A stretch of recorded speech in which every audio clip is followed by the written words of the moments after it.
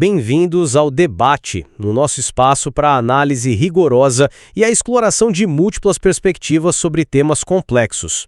Imagine o seguinte cenário. O Estado cria uma regra com a intenção explícita de proteger o seu dinheiro contra a inflação. Certo. A lei é vendida como um escudo absoluto para o seu patrimônio. Mas na hora H, ao fazer a matemática da sua aposentadoria, essa mesmíssima regra confisca milhares de reais do seu benefício mensal. Hoje, nós vamos entrar exatamente nesse paradoxo. É um paradoxo bem digesto, né? Demais! Vamos analisar a fundamentação jurídica do ministro Alexandre de Moraes no Supremo Tribunal Federal a respeito da famosa revisão da vida toda. E o que torna essa discussão tão fascinante, sabe?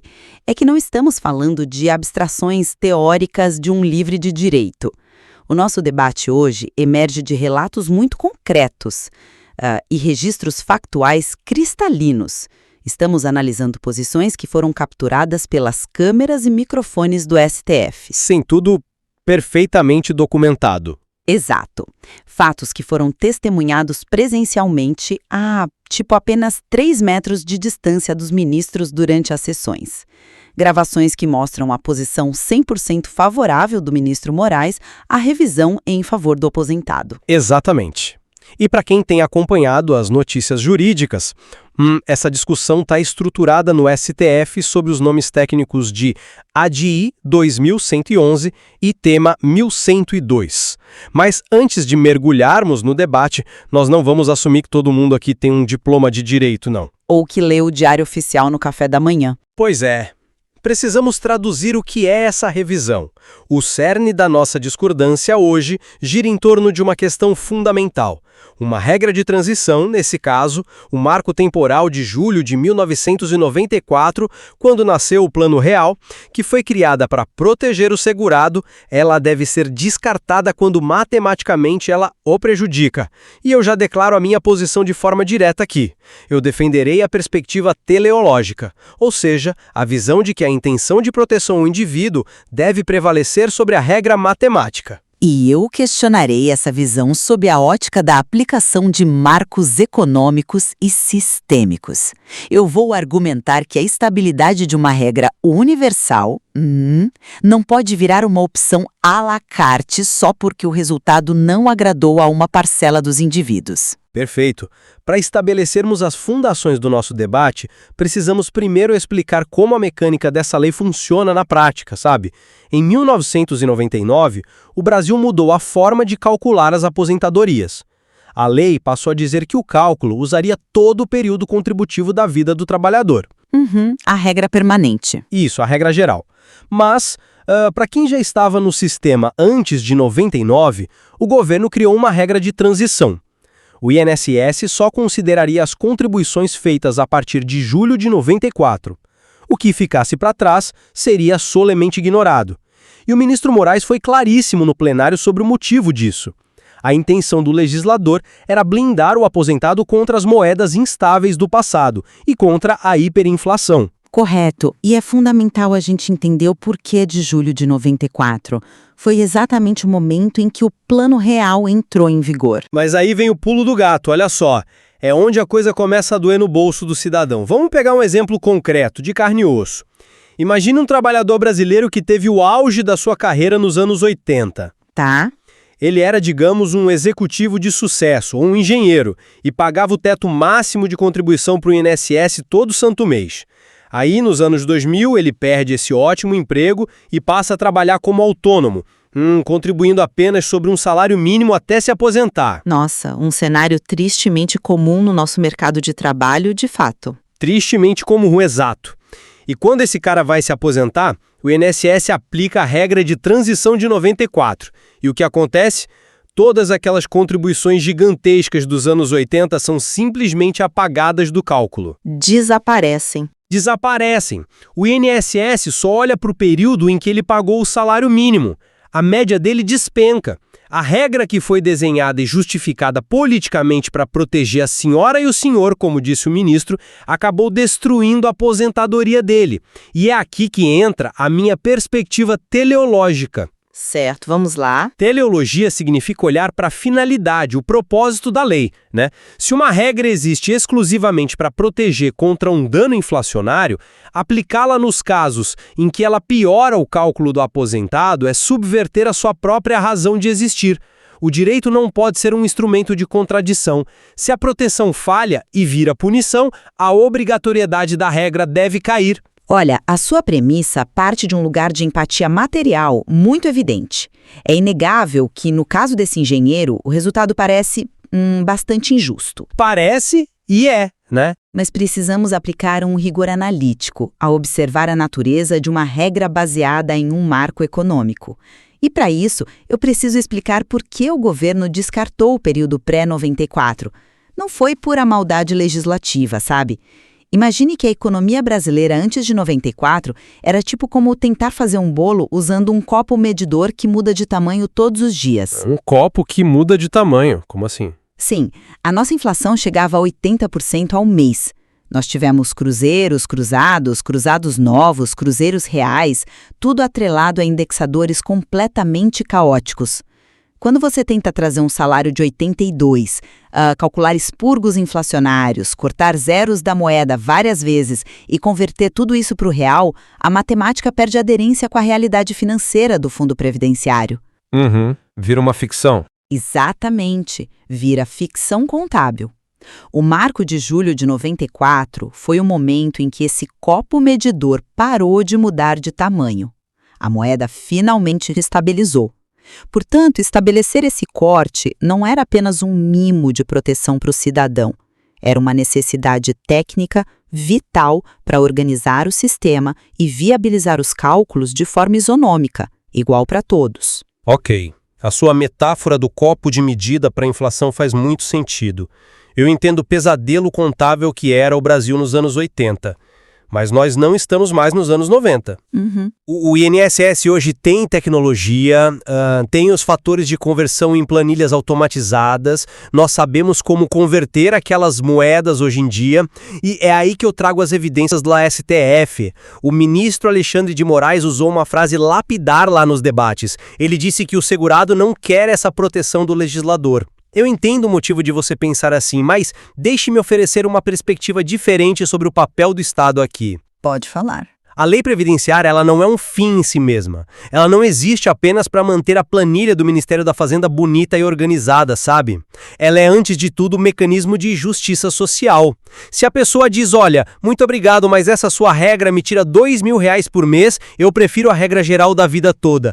Por que o Estado negaria isso? Porque permitir que o segurado simplesmente rejeite a regra de transição transforma um marco histórico e sistêmico em uma opção individual à la carte. Mas não é uma opção inventada. Deixa eu só concluir esse raciocínio do sistema. O sistema de previdência social é desenhado sobre princípios de universalidade e de pacto de gerações, né? Quando nós transformamos um corte histórico objetivo em algo que pode ser acatado ou descartado, de acordo com a conveniência aritmética de cada indivíduo, nós desafiamos a natureza universal das regras previdenciárias. Se você deixa cada um escolher o seu próprio copo de medida, a cozinha do sistema quebra. Mas espera aí, deixa eu te interromper rapidinho. O cidadão não está pedindo uma regra inventada da cabeça dele. Ele está pedindo para usar a regra geral da própria lei de 99, que inclui a vida toda. A regra de transição deveria ser apenas uma ponte suave para quem já estava no sistema. O paradoxo absurdo aqui é que a regra permanente é melhor do que a regra de transição que foi criada para ajudar. Entendo o seu ponto, mas É como se o Estado construísse uma ponte para você atravessar um rio com segurança. Mas, no meio do caminho, essa ponte te cobra um pedágio que leva todo o seu dinheiro. Enquanto isso, quem atravessa nado chega do outro lado mais rico. Como justificar um sistema que pune o indivíduo sob o pretexto oficial de protegê-lo? sinto muito, mas eu simplesmente não me convenço disso. Deixe-me dizer o porquê. Você está chamando de punição, mas isso é analisar a lei pelo retrovisor. É olhar apenas para a linha de chegada de um caso específico, sabe? Mas o direito julga o caso específico. Sim, mas a regra de transição atua como um filtro sistêmico. Quando você implementa uma mudança dessa magnitude em um país continental como o Brasil, o filtro é aplicado a dezenas de milhões de pessoas simultaneamente. E olha, para a esmagadora maioria da população, descartar os salários pré-94 realmente foi vantajoso, porque a inflação corroía o valor de face dos salários deles. A intenção de proteger foi real e, na imensa maioria dos casos, foi efetiva. Eu não discuto que foi vantajoso para muitos, isso é um fato. Mas, no direito, nós lidamos com a lesão no caso concreto. Quando o filtro falha para o seu João ou para a Dona Maria, nós simplesmente ignoramos a falha em nome do sistema. Não é que ignoramos a falha levianamente, mas nós não podemos destruir a regra universal por causa da exceção.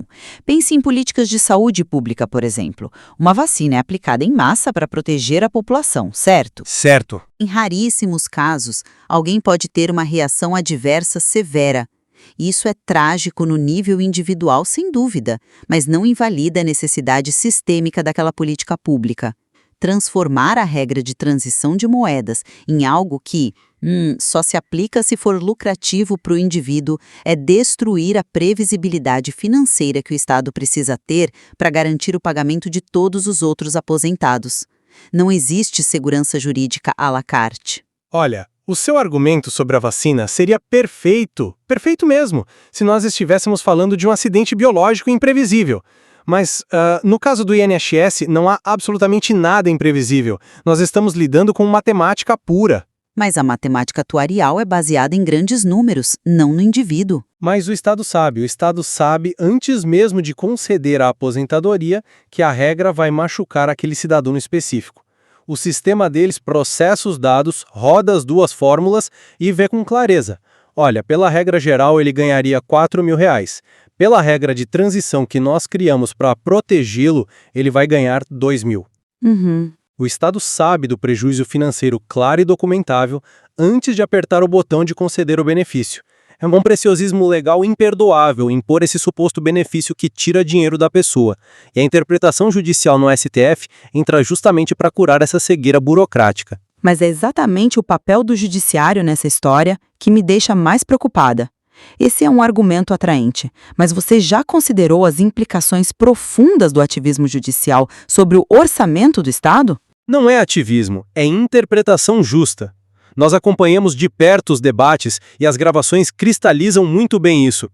O STF, ao dar ganho de causa ao aposentado, disse que o legislador lá atrás, ao criar esse corte fixo, não teve a capacidade de prever que ele aniquilaria os direitos daqueles que realizaram suas contribuições mais robustas antes de 94. Eu entendo a linha de raciocínio, mas... O judiciário age corretamente ao corrigir uma anomalia matemática individual que a lei genérica falhou em prever. Isso é aplicar a Constituição Federal. A lei vai servir ao homem e não o homem servir à métrica fria da lei. Eu entendo demais o apelo dessa visão. É muito sedutor colocar o Supremo Tribunal Federal no papel de um herói salvador, sabe? Aquele que resgata o indivíduo das garras da burocracia insensível. Mas nós precisamos ter humildade intelectual ao avaliar como decisões que alteram marcos econômicos afetam toda a estrutura de um país. Mas proteger o indivíduo não destrói o país. Depende do precedente. Quando o STF diz que a correção de uma anomalia matemática justifica ignorar a letra expressa da lei de 99, que dizia claramente que o cálculo começava obrigatoriamente em julho de 94, nós estamos quebrando o princípio da legalidade estrita na administração pública. Mas a legalidade estrita não pode significar o confisco do patrimônio que o segurado construiu. Ele pagou aquelas contribuições. O dinheiro saiu do suor dele nos anos 80. Ninguém inventou esse dinheiro. Eu sei que pagou. Eu compreendo totalmente a frustração. A matemática parece cruel nesse cenário específico. Porém, o Fundo da Previdência funciona em regime de repartição simples. Não é uma poupança individual, né? O dinheiro que ele pagou nos anos 80 pagou os aposentados dos anos 80. O dinheiro que é pago hoje pela força de trabalho financia os benefícios de hoje. Sim, o pacto intergeracional. Exato. Então, toda vez que o judiciário decide flexibilizar uma regra atuarial para criar um benefício retroativo que não estava precificado nas planilhas de longo prazo do governo, quem você acha que paga essa conta? É a sociedade, é o sistema inteiro que sofre o impacto. Mas o sistema tem que ser justo? Sim, mas a partir do momento em que o STF estabelece que a regra limitadora é opcional, ele transforma uma lei de transição em uma vantagem assimétrica. O perigo de focar exclusivamente no tal espírito da lei, nessa sua teleologia, é que a segurança jurídica evapora. Nós passamos a não ter mais leis de aplicação universal. Passamos a ter meras recomendações, sujeitas à auditoria matemática caso a caso. Eu discordo frontalmente. Essa interpretação de forma alguma torna a lei uma mera recomendação. Ela reafirma um princípio muito mais forte, basilar do direito brasileiro, que é a vedação ao enriquecimento sem causa por parte do Estado. Vamos ser francos aqui. Vamos. O Estado age de forma muito conveniente. Ele diz que o corte temporal foi estabelecido porque o copo medidor era caótico e a intenção era proteger. Ótimo. Mas quando, acidentalmente, essa mesma regra reduz pela metade o valor que ele deve ao cidadão, o Estado rapidamente muda o discurso e se esconde atrás do argumento de que a regra atuarial é universal e inegociável. Não é se esconder, é proteger a previsibilidade. Mas é conveniente, a teleologia que o STF aplicou não é uma fuga da lei, é a aplicação mais profunda dos princípios constitucionais. Nenhuma ferramenta jurídica de proteção pode resultar em punição patrimonial. O Estado não pode lucrar com a regra que ele mesmo criou, dizendo que era para proteger a pessoa. O problema estrutural dessa argumentação teleológica, quando levada a esse extremo, é que ela exige que o Estado personalize um sistema que atende dezenas de milhões de pessoas. A lei tem um custo histórico e sistêmico. Quando retiramos o marco de 94 apenas para quem tem benefício em ignorá-lo, nós criamos 2 pesos e 2 medidas. Mas a pessoa só quer o que é dela. Sim, mas olha o desequilíbrio. Quem teve perdas com a transição vai lá, recebe a revisão e melhora o cálculo no judiciário. Mas quem teve vantagens gigantescas com a transição, continua com as vantagens. O sistema desequilibra. A linha de corte foi pressuposta como inegociável para garantir justamente a viabilidade matemática após a hiperinflação. E isso nos leva a um ponto muito severo.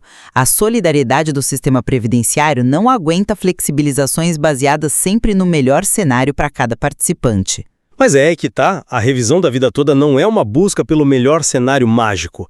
É a busca pela realidade contributiva completa do trabalhador, né? Ele não está pedindo um bônus de presente, ele está pedindo que o que ele efetivamente pagou seja contado na sua média. A universalidade não pode ser um rolo compressor que esmaga o indivíduo no meio do caminho. Ninguém quer esmagar o indivíduo. Mas acaba esmagando o atrito que você menciona quando diz que há um custo sistêmico. Isso não afeta apenas números numa planilha gerencial. Afeta a dignidade na aposentadoria, Afeta o acesso a medicamentos, o poder de compra de um idoso que suou a camisa a vida inteira. E eu volto aos nossos registros factuais. O que o STF constatou de forma inegável naquelas sessões foi uma falha material clamorosa. Quando a justiça percebe que o sistema virou uma armadilha, ela tem a obrigação moral e constitucional de desarmar essa armadilha. Eu entendo de verdade que você vê a regra como uma armadilha acidental, mas a confiança no Estado também exige previsibilidade. Quando o texto da lei, aprovada pelo Congresso Nacional, diz textualmente que o cálculo será feito a partir de julho de 94, e aí vem o intérprete judiciário e diz, olha, o cálculo será feito a partir de julho de 94, a menos que o indivíduo prefira contar a vida toda.